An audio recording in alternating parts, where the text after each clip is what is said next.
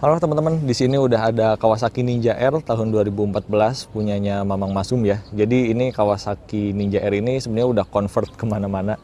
Misalnya aja ini lampu depan ini convert ke punyanya Ninja SS dan velgnya dia ini pakai punya Ninja RR gitu ya. Tapi di video kali ini kita nggak akan bahas soal convert lampu atau velgnya. Kita akan bahas soal spionnya nih. Karena kalau misalnya kita lihat ya, ini spionnya cakep banget ya teman-teman.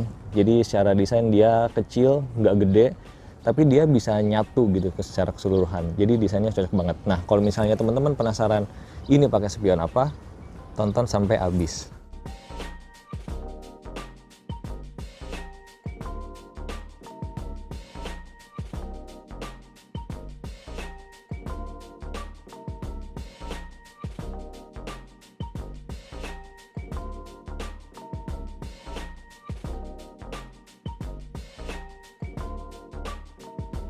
Oke teman-teman, sebelum kita lanjut, gue mau info dulu kalau misalnya di sini cuacanya lagi banyak angin gitu ya. Jadi kayak gue mohon maaf kalau misalnya nanti mungkin di beberapa titik video akan ada suara angin masuk gitu ya teman-teman. Karena emang cuacanya ini jadi lagi mendung gitu. Nah kita lanjut lagi. Jadi yang kita lihat di sini ini adalah spion punya Yamaha ya teman-teman. Ini punya Yamaha 125Z. Ini adalah motor yang mungkin umum kali ya di Malaysia, dan ini motornya bukan motor baru juga gitu, motor udah agak lama gitu. Jadi di sini kebetulan lagi rame sama misalnya anak-anak Aerox, anak-anak Vario, ini banyak banget yang pakai spion kayak gini teman-teman, karena emang secara desain dia ini kecil, compact, tapi masih fungsional gitu. Nah sekarang kita akan bahas lebih detailnya gimana gitu ya. Nah kita bahas dari desain dulu kali ya teman-teman. Jadi kalau misalnya secara desain ini bentuknya kayak mungkin mirip punya Satria FU kali ya kalau di sini yang lebih familiar. Cuman emang dia ini bentuknya secara bentuk lebih banyak lekukan, lebih banyak garis-garis desainnya gitu ya. Jadi nggak ngebosenin gitu bentuknya tuh. Ini emang unik gitu kalau dari depan. Dan di sini ada logo Yamaha ya teman-teman harusnya. Cuman ini udah diamplas gitu. Jadi nggak ada logonya di situ. Terus kalau misalnya kita lihat ke bagian belakang, di sini ada kaca ya teman-teman, kacanya pun nggak full gitu. Jadi kalau misalnya ngelihat bentuk desain dari depan kan kayak gini ya teman-teman, full gini. Cuman kalau ngelihat kacanya di belakang, ini dia kepotong di sini nih. Di sininya kosong dan di sini ada lekukannya gitu sih teman-teman. Nah terus catatan pertama untuk bagian kaca, dia ini kayak ada semacam greges-greges gini ya teman-teman. Kalau misalnya di spion yang ori bawaan pabrik Yamaha gitu ya, OEM Yamaha misalnya, ini kan nggak ada ini ya, kita ngeliat di sini mulus. Cuman kalau di sini ini masih ada gregesannya gitu ya. Jadi kalau misalnya di lapaknya ini bilangnya original, jadi agak dipertanyakan juga ini beneran original atau enggak. Cuman ya overall selebihnya sih bagus ya. Dari bagian kaca kita lanjut ke bagian tiang spionnya nih teman-teman, yang mana merupakan bagian favorit gue dari spion ini. Kenapa? Karena tiangnya ini unik banget teman-teman. Jadi misalnya kita naiknya dari sini, ini tarik dulu ke depan, baru ini ditarik ke arah samping, ke arah spionnya gitu. Jadi kayak kalau misalnya dilihat dari depan tuh ini melekuk gitu ya teman-teman. Unik banget, nggak kayak yang lain gitu ya. Spion terunik yang pernah gue lihat yang untuk kelas OEM pabrikan gitu ya, itu adalah spion MT25 yang lama pertama. Terus yang kedua adalah yang ini nih, ini unik juga teman-teman. Jadi ngelihatnya tuh enak aja gitu, lekukan-lekukannya tuh rapih gitu. Nah terus hal lainnya yang gue suka dari spion ini adalah ini ada karet penutup murnya ya teman-teman, buat ngunci si spionnya.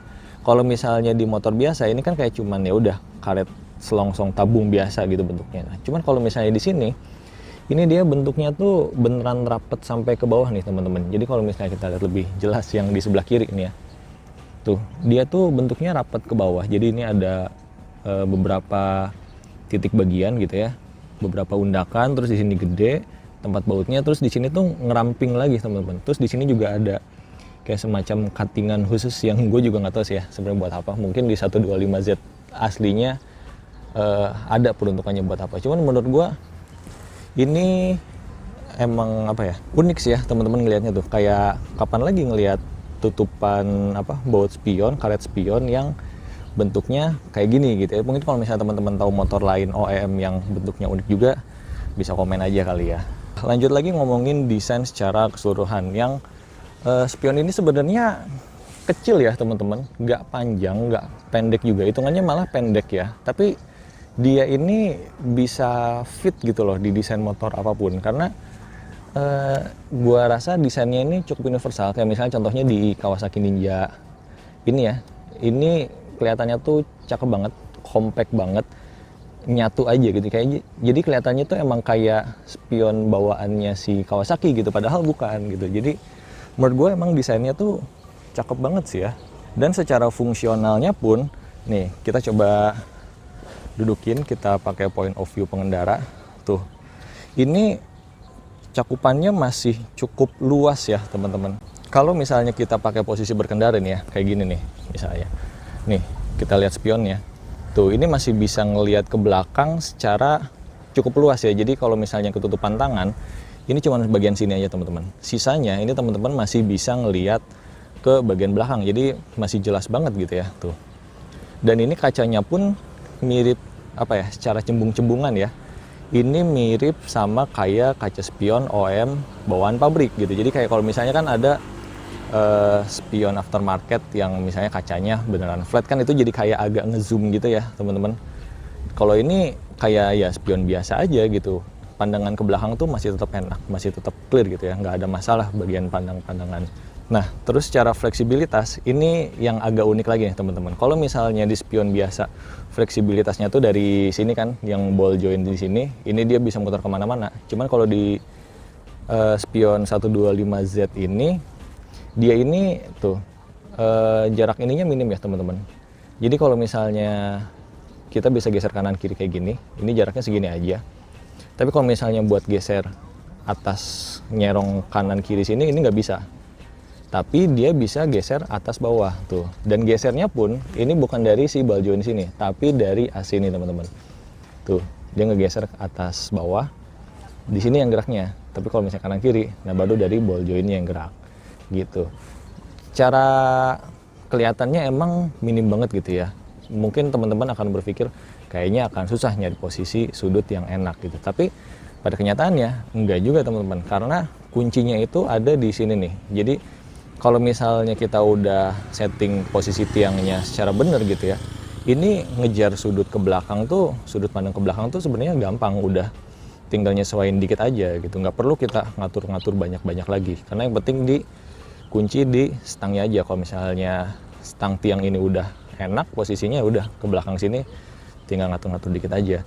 Dan sebenarnya ini bisa jadi keuntungan juga. Kenapa? Karena di motor sport kayak gini yang larinya kenceng gitu ya, kalau misalnya kita lagi speeding, terus misalnya ada jalan jelek gitu kan, kadang-kadang spion itu suka jadi berubah posisi ya teman-teman. Nah kalau di sini ini berubah posisinya pun jadi cuman dikit aja gitu, paling dari sini nih setelan, ketiup angin mentok set segini doang gitu. Jadi kita cuman perlu geser dikit gini aja udah, nggak perlu geser kemana-mana lagi gitu. Karena dari pengalaman gue, kalau spion OM biasa misalnya bawaan fiction gitu, misalnya geser, gue mau geser sini lagi pun itu belum tentu sama gitu, karena kan kita bisa geser agak ke atas, agak ke bawah gitu ya. Jadi secara penggunaan sih ini nggak ada masalah yang berarti sih ya teman-teman. Jadi secara penggunaan tuh udah beneran enak aja kayak pakai spion biasa.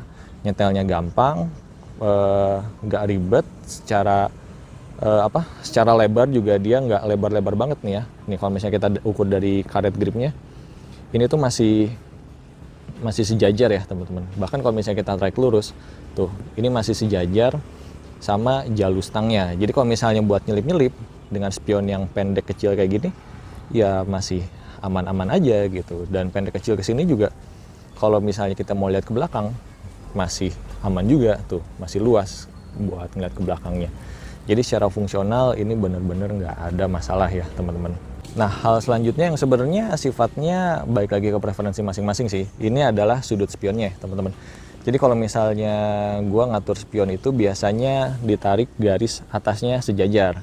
Nah tapi kalau di sini ini tuh dia lebih cenderung ngikutin stang ya teman-teman. Jadi si garis spionnya tuh turun gini loh gitu. Ini kalau misalnya gue kan ngatur spion yang fiction atau yang MT, ini kan jadi dibuat si ujung garisnya itu ada di sini nih, lebih naik lagi gitu ya kalau preferensi gue. Cuman kalau misalnya di sini ini nggak bisa, jadi ini harus segini aja maksimal, jadi lebih ngikutin ke arah stangnya. Jadi gitu sih ya teman-teman, jadi beneran ngukurnya V gitu, ngikutin sudut stang gitu sih. Jadi kalau misalnya teman-teman stangnya fat bear yang flat gitu, ya otomatis ini spionnya jadi flat juga gitu, nggak akan bisa diatur-atur sudut bagian luarnya.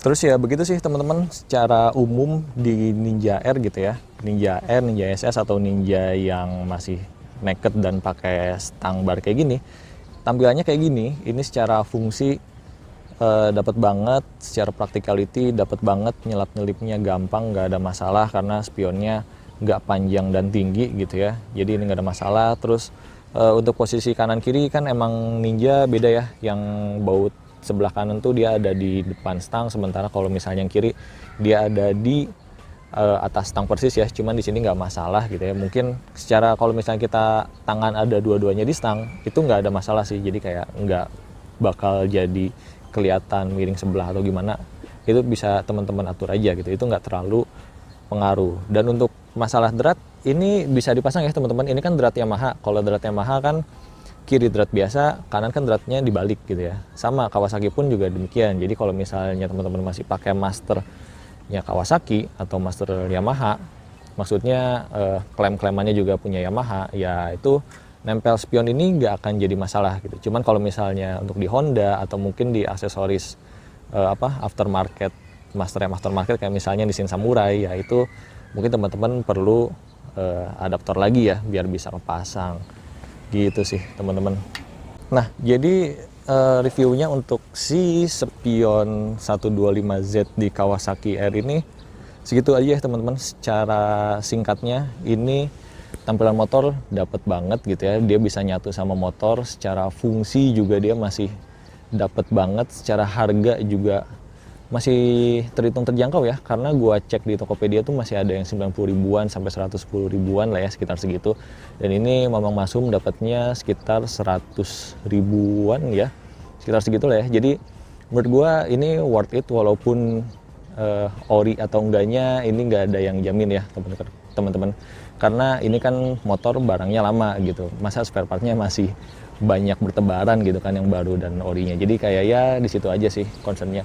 Cuman terlepas dari ori atau enggaknya, secara umum sih ya build quality-nya oke. Paling tadi minusnya di kacanya aja, sementara di bagian lain sih plastik-plastiknya ini dia rapi, nggak ada masalah sih teman-teman. Jadi mungkin teman-teman yang mau coba spion 125Z ini bisa langsung disikat aja karena harganya juga relatif terjangkau. Dan kalau misalnya teman-teman ada yang mau ditanyain, langsung aja tulis di kolom komentar dan nanti kita akan ketemu di video-video selanjutnya. Thank you teman-teman.